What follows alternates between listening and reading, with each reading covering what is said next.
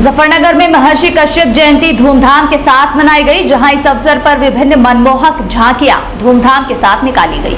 हिंदू महासंघ के संरक्षक व जनपद के प्रमुख समाजसेवी मनीष चौधरी ने मांग उठाई है कि कश्मीरी पंडितों के पलायन की कहानी पर बनाई गई फिल्म कश्मीर फाइल्स की कमाई घाटी छोड़कर दर दर की ठोकर खाने वाले कश्मीरी पंडितों के उत्थान व उन्हें घाटी में दोबारा बसाने के लिए खर्च की जानी चाहिए। उन्होंने पिछले 7 दिनों में दर्जनों कश्मीरी पुजारियों पर हुए जानलेवा हमले की निंदा की है और मोदी सरकार से मांग की है कि कड़ी कार्रवाई कर दोषियों को सबक सिखाया जाए। शहर के रामलीला टीला पर आयोजित महर्षि कश्यप जयंती के अवसर पर बोलते हुए मुख्य अतिथि मनीष चौधरी ने कहा कि महर्षि कश्यप द्वारा बसाई गई कश्मीर घाटी में पिछले 30 सालों से खून बह रहा है। वहां के मूल निवासी कश्मीरी पंडितों पर आतंकवादियों ने जानलेवा हमला कर उन्हें घाटी से पलायन करने पर मजबूर कर दिया था। इसके बाद पिछले 30 सालों से कश्मीरी पंडित देश के अलग अलग हिस्सों में शिविरों में रह रहे हैं और अपने ही देश में उन्हें शरणार्थी का जीवन जीना पड़ रहा है। हालांकि पिछले कुछ दिनों में केंद्र की भाजपा सरकार कश्मीरी पंडितों के लिए काफी काम कर रही है, लेकिन फिर भी उन्हें पूरी तरह कश्मीर घाटी में नहीं बसाया गया। देखिए, आज ये जयंती जो यहाँ पर मनाई जा रही है वो हमारे भगवान ब्रह्मा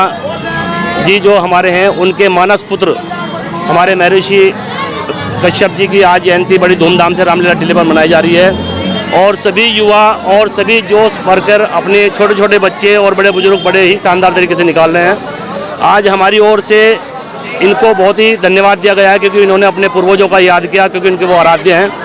हमारे द्वारा एक मैसेज सभी युवाओं को दिया गया है, जैसे कि आप देख रहे हैं कि ये समाज हमेशा हर समाज के साथ रह के इस समाज ने सेवा की है, क्योंकि भगवान प्रभु राम को भी इन्होंने भंवर से पार उतारा था।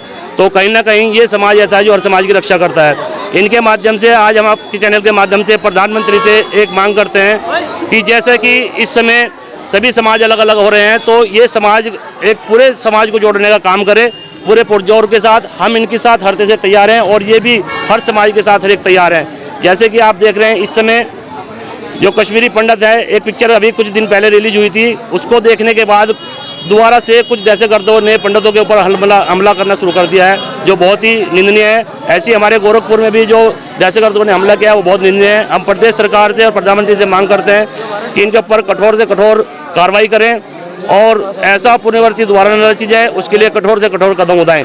जय हिंद, जय श्री राम, जय भारत।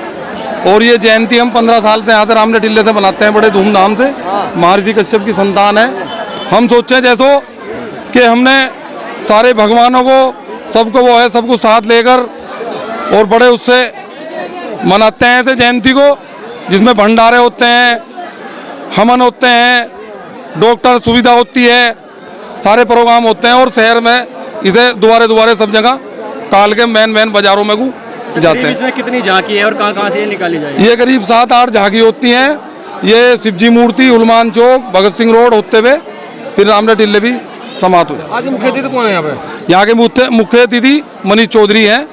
मुजफ्फरनगर के समाजवादी पार्टी कार्यालय पर महर्षि कश्यप व निषाद राज जयंती के अवसर पर बैठक का आयोजन हुआ, जिसमें एमएलसी प्रत्याशी को विजयी बनाने की रणनीति बनाई गई।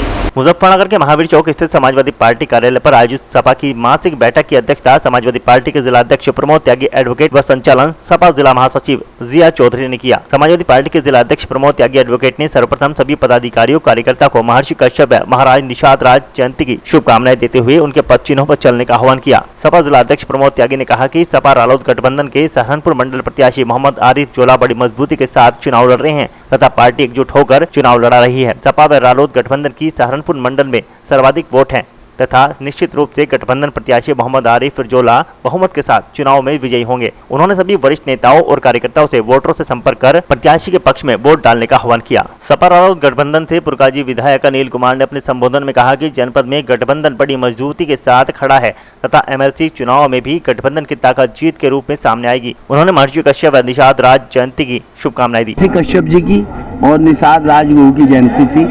पूरे समाजवादी जिला मुख्यालयों पर सब जगह उनकी जयंती मनाई गई है और मासिक बैठक भी थी और विधान परिषद के चुनाव की तैयारी के सिलसिले में वार्तालाप हुआ। आज मासिक मीटिंग थी। मासिक मीटिंग में आपने कहा है कि जैसे मीट की दुकानें बंद करवा दी गई। हाँ, हमने कहा है कि भाई उन्होंने नवरात्रि में मीट की दुकानें बंद कराई है, चलो ठीक है।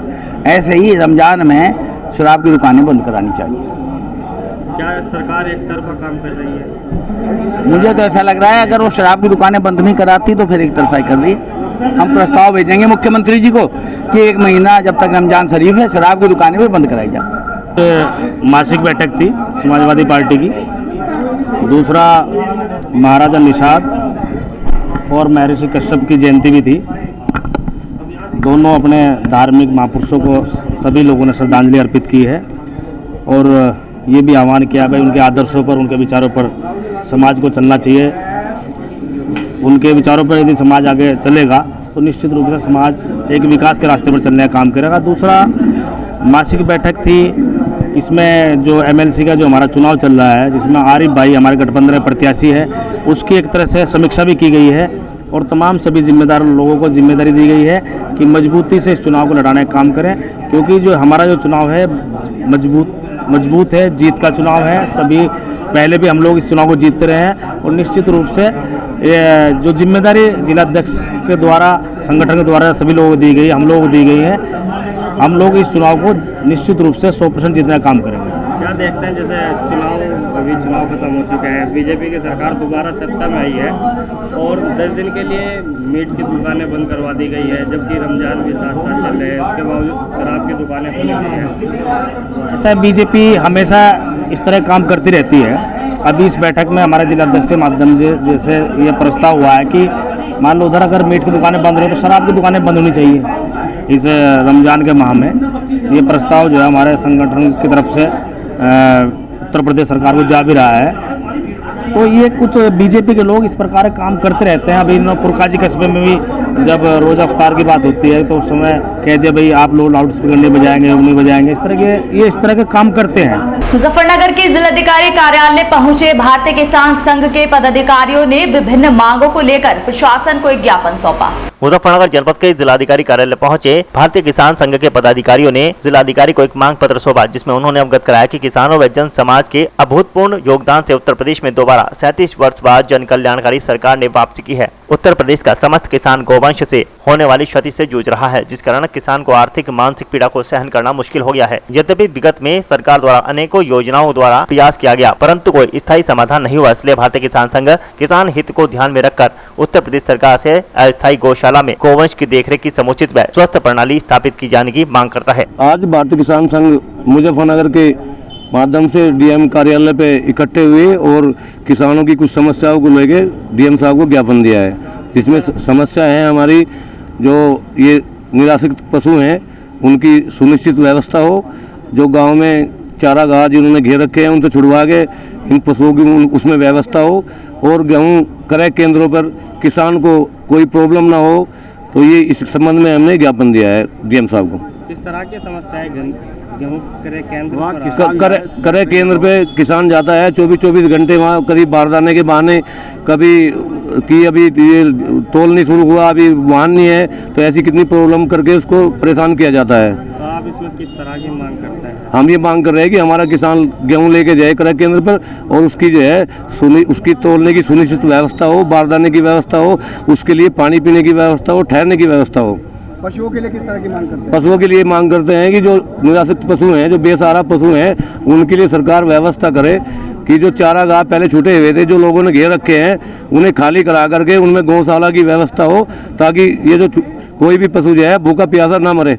मुजफ्फरनगर के कचहरी परिसर पहुंचे युवा लोकदल के कार्यकर्ताओं ने कैराना में हुई छात्रा की मौत के मामले में जांच कर कार्रवाई किए जाने की मांग की। मुजफ्फरनगर के कचहरी परिसर स्थित जिलाधिकारी कार्यालय पहुंचे युवा लोकदल के पदाधिकारी व कार्यकर्ताओं ने जिलाधिकारी को ज्ञापन मुख्यमंत्री के नाम सौंपा, जिसमें उन्होंने अवगत कराया कि 26 मार्च को कैराना के डीके कॉन्वेंट स्कूल की एक छात्रा जिसका नाम अनुष्का शर्मा, जो गांव बुच्चा खेड़ी की रहने वाली थी, जिसकी संदिग्ध परिस्थितियों में मौत हो गई, जिसके संबंध में कैराना कोतवाली में छात्रा के परिजनों के द्वारा मुकदमा लिखवाया गया था, लेकिन पुलिस द्वारा छात्रा का पोस्टमार्टम नहीं कराया गया था और न ही आरोपियों की गिरफ्तारी की गई। स्कूल प्रशासन द्वारा आनन फानन में तुरंत ही दबाव बनाकर छात्रा का अंतिम संस्कार करा दिया गया। राष्ट्रीय लोकदल इस प्रकरण के संबंध में मुख्यमंत्री योगी आदित्यनाथ से मांग करता है कि उक्त प्रकरण के संबंध में एक जांच कमेटी का गठन किया जाए, जो आरोपियों राजकुमार सेन, आदित्य पुत्र राजकुमार सेन, संजीव गोयल, श्रीपाल आदि की तत्काल गिरफ्तारी की जाए और आरोपियों के विरुद्ध कड़ी से कड़ी कार्रवाई की जाए।